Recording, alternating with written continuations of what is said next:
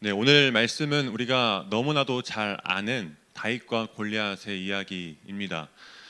다윗과 골리앗의 이야기는 하나님을 믿지 않는 사람들도 한 번쯤은 들어봤을 법한 그런 이야기이죠.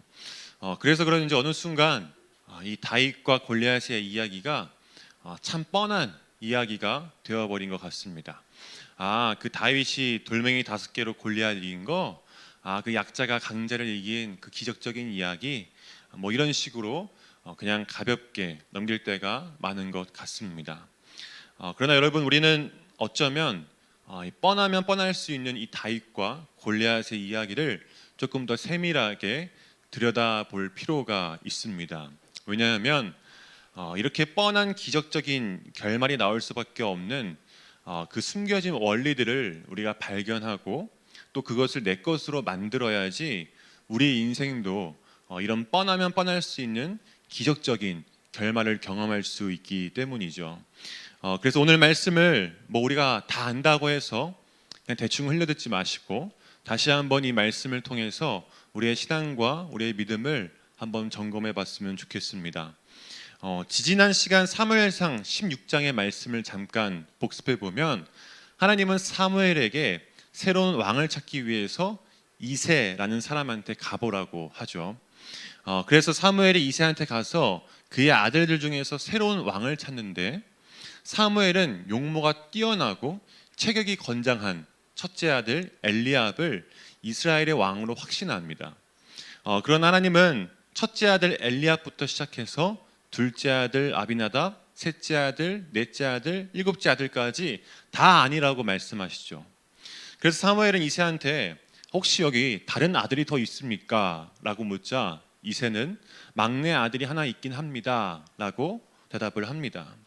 근데 여기서 막내라는 단어는 단순히 귀염둥이, 막둥이 그런 뜻이 아니라 하가톤, 하찮고 별 볼일 없는 그런 뜻의 막내라고 했습니다. 그 막내의 이름이 바로 다윗이었던 것이죠. 근데 하나님은 그 하가톤인 다윗을 왕으로 기름 부으라고 말씀하십니다. 그 이유는 바로 다윗은 비록 하가톤임에도 불구하고 하나님과 함께하고 있었기 때문에 다 자기 소견에 옳은 대로 살아가는 그 시대 속에서 다윗은 하나님을 붙잡고 자기 마음의 중심을 하나님께 두고 살았기에 하나님은 다윗을 이스라엘의 새로운 왕으로 기름을 부으시죠.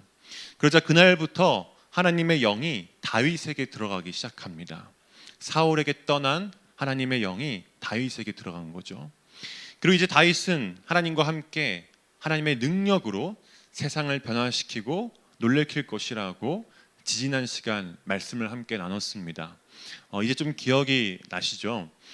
자, 이런 상황에서 우리가 지지난 시간에 다 읽진 않았지만 사무엘상 16장 14절에서 23절을 보면 다윗이 이제 사울 왕을 섬기게 됩니다. 다윗이 새로운 왕으로 기름 부음을 받았지만 아직 공식적으로 왕이 된 게 아니에요. 아직 다윗은 어립니다. 그런 상황 속에서 하나님의 영이 사울에게서 떠나가자 이 사울 왕에게 악령이 들어간 거예요. 악령이. 그러니까 악한 생각들이 이 사울을 괴롭히고 있었던 거죠. 그래서 사울 옆에 있던 그 신하들이 다윗이라는 소년이 있는데 그 친구가 악기도 잘 다루고 노래도 잘합니다. 그 친구를 불러오면 조금 괜찮을 겁니다. 그래서 다윗이 왕궁으로 불려가게 되고 다윗은 사울 왕 앞에서 수금을 타게 됩니다. 그러자 정말 사울에게 악령이 사라지게 됩니다. 그래서 사울과 이 다윗의 만남은 이때부터 이제 시작이 된 것입니다. 그리고 이제 오늘 말씀 17장에 보면 그 일이 있은 후에 이제 우리가 잘 아는 다윗과 골리앗의 이야기가 시작이 되죠. 우리 1절 말씀을 함께 읽어볼까요? 1절 말씀입니다. 시작. 블레셋 사람들이 전쟁을 하기 위해 군대를 모았습니다. 블레셋 사람들은 유다 땅 소고에 모여서 소고와 아세가 사이에 있는 아베스다밈에 진을 쳤습니다. 자, 지금 어떤 상황입니까? 블레셋이 이스라엘과 전쟁을 하려고 진을 치고 있는 것이죠. 그리고 2절도 보니까 이스라엘도 골짜기에 진을 치고 있습니다. 그러니까 골짜기를 사이에 두고 블레셋과 사울의 군대가 전쟁을 하려고 진을 치고 있는 거예요. 근데 여러분, 그 당시의 전쟁은요 1대1로 맞짱을 뜨는 겁니다. 각 대표가 나와서 1대1로 맞짱을 뜬 다음에 진 쪽은 이긴 쪽의 종이 되는 거죠. 근데 블레셋 대표가 누구예요? 골리앗입니다. 4절 말씀을 제가 읽어볼게요. 블레셋 사람들에게는 골리앗이라는 한 대장이 있었습니다. 그 사람은 가드 사람이었고 키는 6규빗 한 뼘 가량 되었습니다. 성경을 보니까 골리앗을 대장이라고 합니다. 그리고 영어 성경을 보니까 챔피언이래요. 그러니까 그만큼 이 골리앗은요, 싸움을 굉장히 잘하는 뛰어난 전사였던 것이죠. 그리고 그의 키가 6규빗 한 뼘 가량이래요. 보통 한 규빗이 이 팔꿈치부터 손가락까지의 길이거든요. 그러니까 이 한 규빗이 보통 45cm 정도 되고 한 뼘이 23cm 정도 된다고 합니다. 그래서 이 골리앗의 키가 대략 2m 90 정도 된다고 보시면 됩니다. 제가 거의 1m 90이니까 제 머리 위에 1m인 사람이 한 명 더 있다고 상상해 보시면 되겠죠. 참고로 체형만이 2m 18입니다. 그만큼 이 골리앗은 엄청난 거인이었어요. 근데 그것도 모자라서 5절과 7절을 보니까 머리에는 노투구를 쓰고 몸에는 비늘 갑옷을 입고 다리에는 녹 각반을 차고 어깨에는 노 단창을 메었대요. 그러니까 앞에 사진에 나오는 대로 저렇게 무장하고 있는 거죠. 그러니까 여러분 얼마나 무섭겠습니까? 지금 이런 골리앗이 블레셋의 대표로 나와서 이스라엘을 막 조롱하고 있는 거예요. 이 겁쟁이들, 내가 이렇게 조롱하는데 나와 싸울 사람이 한 명도 없냐? 이러고 있는 거죠. 여러분 이게 이스라엘 입장에서 얼마나 비참한 모습입니까? 대놓고 조롱을 하는데 아무도 나설 사람이 없는 거예요. 정말 비굴하죠. 최근에 일본이 중국에 관해서 대만 문제를 언급했다가 중국이 화가 나서 일본 외무성 국장을 불러서 항의한 사진이 아주 화제죠. 여러분들도 아마 이 사진을 봤을 거예요. 주머니에 손 넣은 사람이 중국 외교국장이고 옆에서 고개 숙인 사람이 일본 외무성 국장입니다. 이 사진을 보고 일본 사람들이 야 너무 분하다, 야 이거 너무 비참하다, 이거 완전 굴욕이다, 이런 반응을 보였대요. 어떻게 보면 한 나라를 대표하는 사람인데 그 대표가 다른 사람한테 가서 저렇게 고개를 숙인 채 있는 거죠. 여러분 이 잠깐의 모습도 사람들이 보고는 야 진짜 비참하다, 이거 진짜 굴욕이다, 이런 반응이 나오는데 지금 이스라엘은 골리앗한테 하루도 아니고 40일 동안을 조롱당하고 있는 거예요. 그러니까 여러분 얼마나 비참하겠습니까? 한 사람도 아니고 사울 왕을 포함한 이스라엘의 전 군대가 조롱당하고 있는 거죠. 자, 근데 이렇게 골리앗한테 비참하게 조롱당하고 있을 때 이때 이제 다윗이 등장하게 됩니다. 참 말도 안 되게 등장하는데 다윗이 어떻게 등장하냐면 다윗의 아버지 이새가 다윗에게 심부름을 시킵니다. 지금 네 형들이 전쟁터에 있으니까 가서 이 음식을 좀 전해주고 그리고 형들이 잘 있는지 안부 좀 묻고 와라, 이렇게 이제 심부름을 시킨 거죠. 근데 여러분 상식적으로 어느 부모가 막내 아들을 그 위험한 전쟁터로 심부름을 시킵니까? 말도 안 되죠. 근데 앞서 막내의 뜻이 뭐라고 했죠? 하가톤이라고 했죠. 별로 쓸모없고 하찮은 그런 존재가 바로 다윗이었어요. 그래서 이렇게 다윗에게 전쟁터로 심부름을 시킨 거 보면 다윗은 어떻게 보면 참 불쌍한 아이인 것 같아요. 근데 여러분 지난 시간에도 이야기했지만 사람들은 다윗을 하가톤으로 볼 수는 있어도 하나님은 다윗을 하가톤으로 바라보지 않으셨습니다. 그리고 다윗도 자기 자신을 하가톤으로 생각하지 않았어요. 난 불쌍하지 않아. 하나님이 나와 함께 하시는데 내가 뭐가 불쌍해.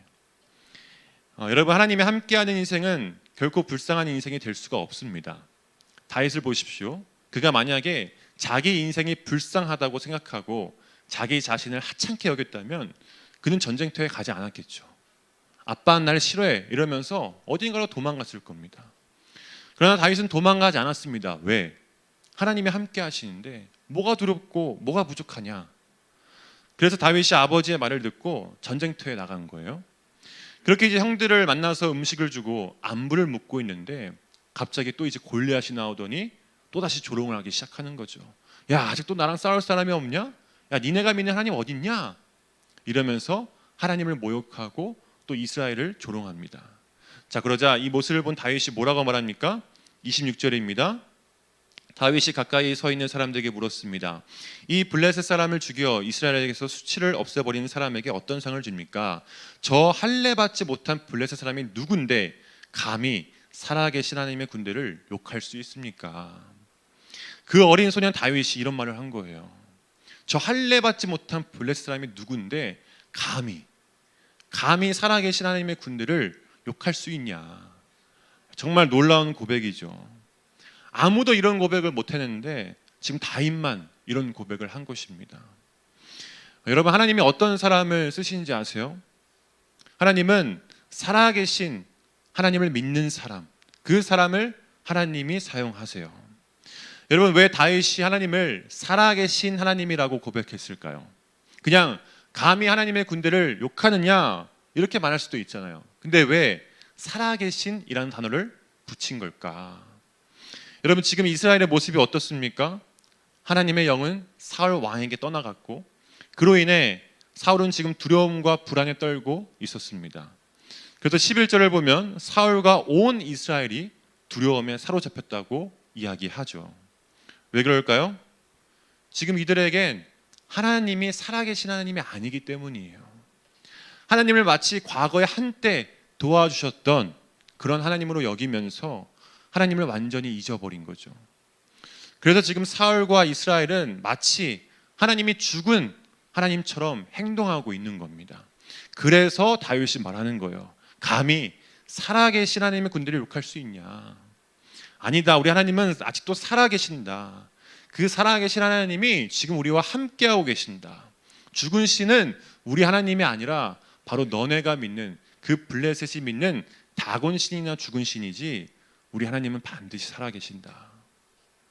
여러분, 하나님을 살아계신 하나님을 믿을 때 그때 역사가 일어나는 겁니다. 다윗은 살아계신 하나님을 믿었기에 이 전쟁은 하나님께 속한 것이구나. 이 전쟁은 하나님께서 하실 거구나. 이러한 확신을 가질 수가 있었던 것이죠. 그렇다면 여러분, 과연 하나님을 살아계신 하나님으로 어떻게 믿을 수 있을까요?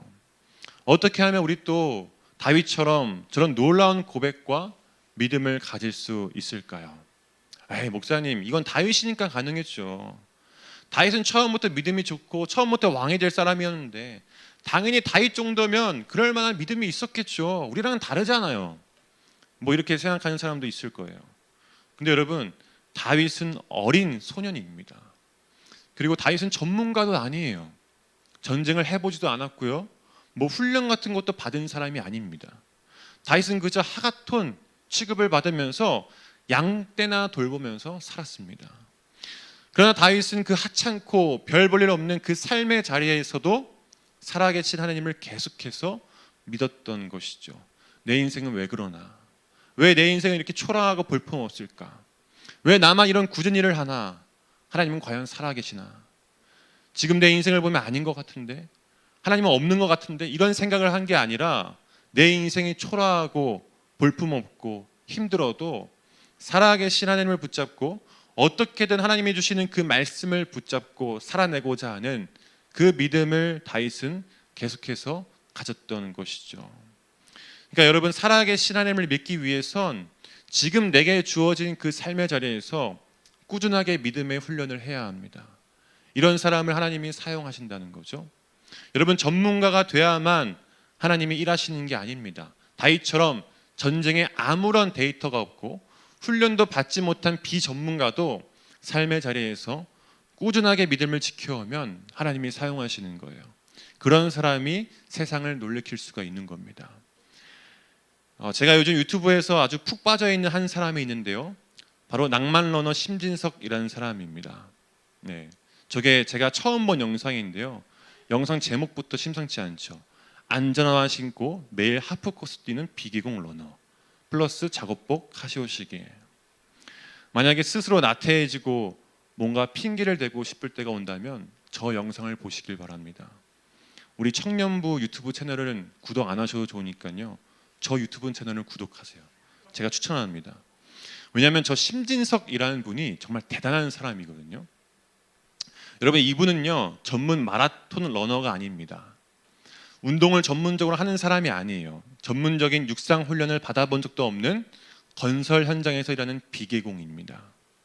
근데 이분이 2025년 공주 백제 마라톤 풀코스를 2시간 35분대에 끊으면서 우승을 합니다. 이분의 트레이드 마크가 초반 러시거든요. 여러분, 마라톤에서 제일 하면 안 되는 행동이 바로 초반 전력 질주예요. 마라톤은 페이스를 꾸준하게 유지해야 되는데 시작하자마자 전력 질주를 하면 얼마 못 가서 페이스가 다 망가지거든요. 그래서 마라톤에서는 절대 초반에 전력 질주 하지 말라고 하는데 이 심지석 군은 초반에 전력 질주를 해요. 그런데도 레이스가 끝날 때까지 페이스가 3분 30초대 밑으로 떨어지지가 않습니다. 그래서 사람들이 연구를 하기 시작하는 거예요. 도대체 이 사람은 뭘까? 이 사람의 정체는 뭘까? 저도 너무 궁금해서 찾아봤습니다. 근데 찾아보면 찾아볼수록 더 모르겠는 거예요. 왜냐하면 자료를 찾아보니까 이 심지석 군이 2016년에 5일 연속으로 풀코스 마라톤을 완주했다는 거예요. 그러니까 5일 내내 2시간 30분대 중반을 유지하면서 아무런 부상도 없이 완주했다는 거죠. 이거는 프로도 하기 힘든 기록이래요. 그러니까 과거에도 남달랐던 거죠. 그리고 지금 현재는 대회를 나갈 때마다 우승을 휩쓸고 다닌대요. 케냐 선수를 그냥 막 제끼고 다니는 거예요. 제가 알기로는 이제 곧 유키즈에 나온다고 하는데, 자, 그렇다면 여러분, 심지석 군이 이렇게 잘 뛰고 또 세상을 놀래킬 수 있었던 비결은 과연 무엇일까요? 첫 번째 영상을 보시면 알겠지만 심지석 군이 새벽 일찍 출근하기 위해서 작업복을 입고 나옵니다. 그리고 러닝화가 아니라 작업화를 신고 안전모를 자기 가방에 넣고 백팩을 메고 나와요. 그리고 출근 4km, 퇴근 4km, 하루에 기본 8km를 뛰어서 출퇴근을 하고, 그리고 대회가 얼마 안 남았다 싶으면 일부러 언덕길을 찾아서 계속해서 왕복으로 뛴다고 합니다. 남들은 다 남산 같은 곳을 찾지만 심지석 군은 그냥 언덕길을 계속해서 왔다 갔다 하는 거예요. 그렇게 한 달에 보통 700km를 뛴다고 합니다. 더 놀라운 건 팔에 가민시계가 없어요. 가민시계라고 그 GPS랑 기록, 또 심박수, 뭐 기타 등등 여러 가지 나오는 그런 겁나 비싼 시계가 있는데 그것도 없습니다. 그냥 카시오 시계 10,000원짜리 여러 개 사서 그거 돌려 낀대요. 제가 이 영상을 보고 저의 네이버 스토어에 장바구니에 담아놨던 가민시계를 지웠습니다. 사실 장바구니에 담아놓고 사고 싶은데 근데 이 가격 주고 사는 게 맞나? 너무 비싼데 이러면서 이제 고민하고 있었는데 잘 됐죠 뭐. 그리고 장바구니에 담겨있던 아디다스 카보나, 아디오스 프로4 선수들만 신는다는 거 그것도 지웠습니다. 그래서 제가 이분한테 너무 감사해요. 근데 여러분, 제가 이분 영상을 보는데 진짜 뭐가 없어요. 그냥 계속 뛰는 것밖에 없어요. 근데 그게 정답이더라고요. 여러분, 잘 뛰려면요 그냥 나가서 계속 뛰면 됩니다. 뭐 가민시계가 없어서, 뭐 카보나가 없어서, 비가 와서 추워서 다 핑계예요. 마라톤 황영조 선수가 그랬거든요. 달리기는 가장 인간적이고 가장 원초적인 운동이다.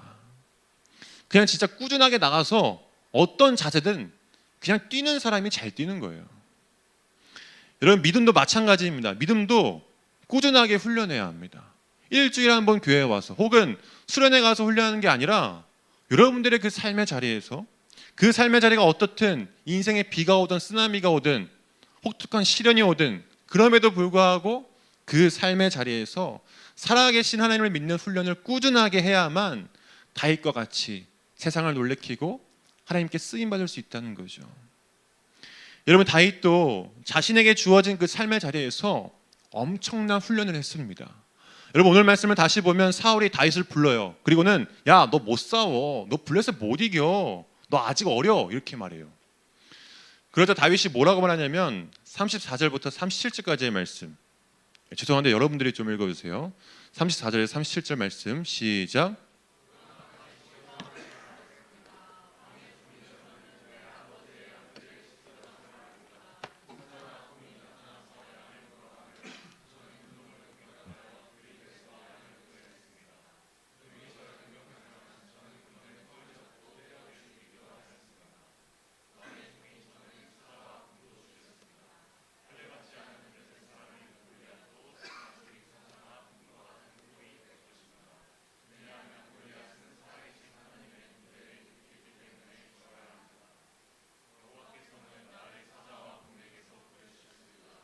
여호와께서는 나를 이 블레셋 사람으로부터 구해 주실 것입니다. 사울이 다윗에게 말했습니다. 가거라, 여호와께서 너와 함께 하시기를 빈다. 여러분, 다윗도 믿음의 훈련을 했습니다. 다윗이라고 처음부터 믿음이 좋았던 게 아니라 그냥 평온하게 양떼를 돌보면서 그치, 하나님 살아계시지, 하나님 나와 함께 하시지 이랬던 게 아니에요. 지금 다윗이 뭐라고 말합니까? 자신이 양떼를 돌볼 때 사자나 곰이 쳐들어왔대요. 여러분, 골리앗보다 더 무서운 게 사자와 곰 아니에요? 근데 다윗은 그 사자와 곰과 싸워서 양을 구했다는 거죠. 여러분, 다윗도 처음에는 당연히 두려웠겠죠. 고양이도 아니고 지금 사자와 곰이 나타나는데 처음부터 아이 귀여워 이러면서 막 물리치지 않았을 거예요. 다윗도 보면 처음에는 엄청 두려웠을 겁니다. 그러나 다윗은 그 두려움 속에서도 살아계신 하나님을 믿는 믿음의 훈련을 계속해서 해냈습니다. 그래, 내가 믿는 분은 살아계신 하나님이야. 날 구원해 주실 거야. 살아계신 하나님이 나와 함께 하시니까 날 지켜주실 거야. 나가 싸워보자. 이러한 믿음의 근육을 다윗은 키워 나갔던 것이죠. 그리고 아마 이 돌멩이 몇 개를 주어서 사자와 곰에게 던지고 막 막대기를 휘둘면서 사자와 곰을 물리쳤을 것입니다. 저는 다윗이 양떼를 돌볼 때 사자와 곰이 한 번만 왔다고 생각하지는 않습니다. 아마도 여러 번 나타나서 공격을 했을 거예요. 그리고 다윗은 그럴 때마다 두렵긴 하지만 계속해서 살아계신 하나님을 믿고 돌멩이를 들고 담대하게 싸웠을 겁니다. 여러분, 믿음은 습관입니다. 믿음은 위기가 찾아왔을 때 갑자기 생기는 게 아니라 주어진 삶의 자리에서 하나님과 함께 믿음으로 꾸준하게 걸어갈 때, 그럴 때 믿음이 생기는 것이고, 그럴 때 믿음의 근육이 더욱더 견고해지는 거예요. 다윗은 이런 일상에서의 믿음의 훈련이 있었기에 골리앗이라는 그 큰 거인을 이길 수가 있었습니다. 여러분, 지금 여러분의 그 삶의 자리에서 믿음의 훈련을 하시길 바랍니다. 살아계신 하나님이 나와 함께 하신다는 그 믿음을 가지고 주어진 삶의 자리에서 끝까지 걸어가는 거예요.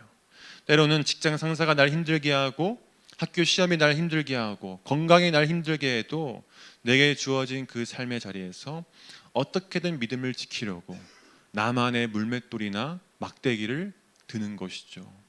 큐티 한 장을 하거나 아니면 하루에 5분이라도 더 기도하거나 아니면 말씀이나 설교를 듣거나 아니면 다음 주에 있을 말씀 부흥에 저녁마다 참석하거나 그런 작은 물맷돌이나 막대기를 가지고 꾸준하게 믿음의 훈련을 한다면 언젠간 인생의 큰 골리앗을 만날 때 우리는 세상을 놀래킬 수 있다는 것입니다. 여러분, 믿음에는 핑계가 없습니다. 하나님이 살아계시는데 무슨 핑계될 게 뭐가 있습니까? 뭐가 부족하고 뭐가 안 된다는 거예요. 어떤 도움이 더 필요하겠습니까? 다윗을 봐요. 여러분, 다윗이 핑계 됩니까? 아버지가 전쟁터에 심부름 가라 했을 때 제가 배가 아파서 제가 시간이 없어서요. 이런 핑계를 댑니까? 아니죠. 오히려 세상을 향해서 용기를 갖고 나아갑니다. 여러분, 참된 용기는 바로 이 믿음에서 나오는 거예요. 준비된 사람만이 인생의 골리앗이 왔을 때 싸울 수 있는 용기가 생긴다는 것이죠. 다윗을 보세요. 사울이 너는 어려서 안 돼 이러니까 제가 예전에 사자와 곰도 죽였습니다. 그래서 사울이 야 그래 한번 나가봐라. 그러면서 다윗에게 자신의 갑옷을 입혀줍니다. 여러분, 사울이 왜 자신의 갑옷을 다윗에게 입혀줬을까요? 다윗이 걱정돼서? 아니요, 걱정됐으면 전쟁에 보내면 안 되죠. 사울이 다윗에게 자신의 갑옷을 입혀줬다는 것은 사울이 지금 다윗에게 세상적인 방식을 입혔다는 거예요. 그러니까 적어도 전쟁에 나가려면 이런 갑옷도 있어야 하고 이런 칼도 차야 되고 또 이렇게 해야 저도 덜 쪽팔리니까 이거 입고 나가. 여러분, 러닝도 보면 세상 사람들은 잘 뛰려면 가민 시계 정도는 있어야 해. 이 신발 정도는 신어야 해. 그래도 두세 명 정도는 모여서 뛰어야 돼. 이렇게 생각한단 말이에요. 근데 아니에요. 그런 거 없어도 평소에 꾸준하게 뛰는 사람이 잘 뛰는 거고 준비된 사람만이 결국에 완주하는 겁니다. 여러분, 다윗이 사울이 준 갑옷을 입더니 이거 좀 불편한데요? 이건 저에게 익숙하지가 않아요. 저 그냥 이거 안 입을래요. 그러면서 갑옷을 벗어요. 다윗에겐 지금 그런 세상적인 방식들이 너무나 불편한 거예요. 그래서 다윗은 그 갑옷을 벗고 자신에게 가장 익숙한 물맷돌을 집어들죠. 그리고 다윗은 그 물맷돌을 가지고 이렇게 말합니다. 우리 45절 말씀을 마지막으로 읽어보겠습니다. 45절 말씀 시작. 다윗이 골리앗에게 말했습니다. 너는 나에게 칼과 큰 창과 작은 창을 가지고 나오지만 나는 만군의 여호와의 이름으로 너에게 간다. 여호와는 이스라엘 군대의 하나님이시다. 너는 여호와께 욕을 했다. 여러분, 다윗이 뭐라고 말했죠?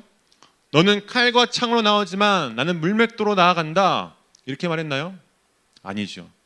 너는 칼과 창으로 나오지만 나는 만군의 여호와의 이름으로 나아간다.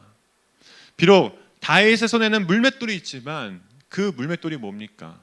그 물맷돌은 예전부터 다윗이 끝까지 포기하지 않고 삶의 자리에서 나와 함께한 그 만군의 여호와의 이름이 그 안에 있었던 겁니다. 지금 다윗이 사용한 기술은 믿음과 물맷돌이 전부였어요.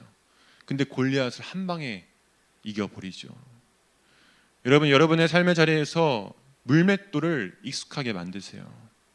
큐티도 좋고 기도도 좋고 말씀 읽는 것도 좋고 뭐 찬양 집회 가는 것도 좋고 다 좋아요. 우리 삶의 자리에서 그런 물맷돌에게 익숙해지는 거예요. 여러분, 이게 돈 드는 거 아니잖아요. 말씀 읽고 기도하기 위해서 뭐가 있어야 되나요? 아니죠. 그러니까 핑계대지 마시고 시간이 없어서 성경책이 없어서 너무 졸려서 이번 달 큐티책 신청을 못해서 다 핑계입니다. 여러분, 기독교인에게 가장 원초적인 게 뭔지 아세요? 그냥 말씀 읽고 기도하는 거예요. 이 가장 원초적인 것을 삶의 자리에서 꾸준하게 하지 않으면 우리 인생의 또 다른 골리앗을 만나게 되면 우리는 도망갈 수밖에 없습니다. 조롱당할 수밖에 없는 그런 비참한 인생이 된다는 것이죠. 여러분, 제발 오늘 이 다윗과 골리앗 싸움의 결과만 보지 마시고 결과만 기억하지 마시고 이 싸움이 있기까지 다윗이 삶의 자리에서 치열하게 전쟁했던 그 싸움을 기억하십시오. 그 믿음의 훈련이 있기에, 그래서 그 물맷돌이 익숙해졌기에 오늘 이 놀라운 결과가 있을 수 있는 겁니다. 제가 오늘 설교 제목을 낭만 파이터 다윗이라고 적었죠. 아까 그 유튜브 영상을 보면서 떠올라서 한번 적용해 봤는데, 여러분, 낭만이 뭔지 아세요? 제가 찾아보니까 영어 로망을 이제 일본식 한자어로 번역해서 낭만이 된 건데, 이 낭만이라는 뜻을 보니까 현실에 매이지 않고 이상적인 가치를 중시하는 것, 이게 이제 낭만이더라고요. 그러니까 힘들고 비효율적이어도 마음이 가는 길을 끝까지 가는 사람을 바로 낭만적인 사람이라고 하는 거죠. 그렇다면 여러분, 우리 그리스도인의 낭만은 과연 무엇일까요? 이렇게 정의할 수 있을 것 같아요. 눈에 보이는 현실보다 하나님을 믿고 끝까지 믿음의 길을 걸어가는 사람. 저는 이게 우리 그리스도인들의 낭만이지 않을까 싶습니다. 오늘 이 낭만이 저와 여러분들의 삶 가운데 가득하기를 간절히 축복합니다. 그래서 오늘 이 다윗처럼 여러분들의 그 삶의 자리에서 살아계신 하나님과 함께 가장 익숙한 여러분만의 그 물맷돌을 가지고 인생의 골리앗을 쓰러뜨리고 또 세상을 놀래키는 그런 낭만 파이터가 다 되시기를 주님의 이름으로 간절히 축원합니다.